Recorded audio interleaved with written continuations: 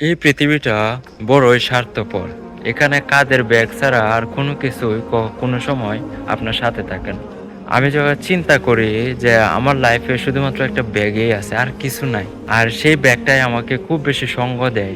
আমি যখনই কোথায় যাই সে মানে জোর করে আমার কাঁধে উঠে পড়ে এবং তাকে আমার তুলে নিতেই হয়। কারণ তার মধ্যে যে আমার কিছু রয়েছে এবং সে আমাকে দিতে চায়।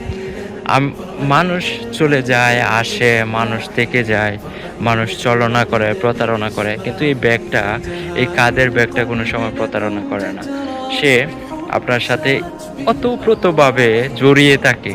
মানে মনে হয় যে সে জোর করে মানে একটা জায়গা দখল করে বসে আছে। আপনার কাঁধ সে দখল করে বসে আছে। এখন অনেক বিবাহিতরা বলতে পারেন যে, "আমার কাঁধে তো বউ, বাচ্চা আছে। তোমার কাঁধে ব্যাগ কেন?" আমি বলব যে, আমরা যারা অবিবাহিত আছি, সিঙ্গেল আছি, আমাদের এটাই দায়িত্ব আমাদের কাঁধে ব্যাগটা বহন করা। যখন আমাদের পরিবার হবে, তখন আমরা পরিবারকেও বহন করব। কিন্তু এই ব্যাগকে কখনো ছাড়ব না। কারণ এই ব্যাগেই একটা পরিবার এনে দেয়। আর এই পরিবারই অনেকগুলা ব্যাগ নিয়ে আসে। সবকিছু ওতপ্রোতভাবে জড়িত। অদ্ভুত, তাই না? অনেক অদ্ভুত বিষয়। কারণ হচ্ছে যখন আমি সিঙ্গেল মানুষ, আমি আমার একটা ব্যাগ বহন করি এবং এটা আমাকে খুব ভালো সঙ্গ দেয়।